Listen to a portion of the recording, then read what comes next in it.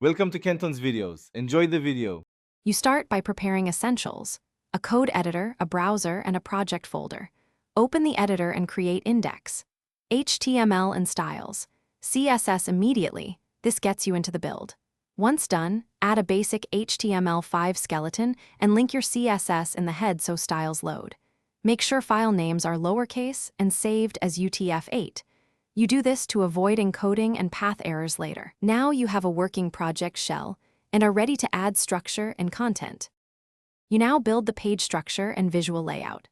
Add semantic tags for accessibility and SEO. Place navigation in nav and core content in main.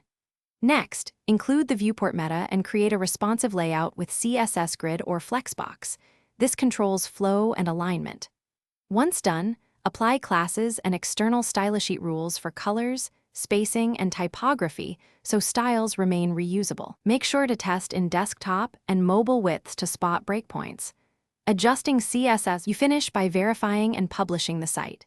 First test links and assets locally, then pick hosting like GitHub Pages or Netlify and deploy by pushing the repo or uploading files.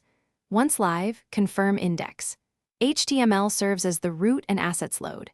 If something fails, inspect the browser console and network panel to find 404s or MIME mismatches, check file paths, and correct relative links. Lastly, clear caches and redeploy. This usually resolves stale files, so your static page appears as intended.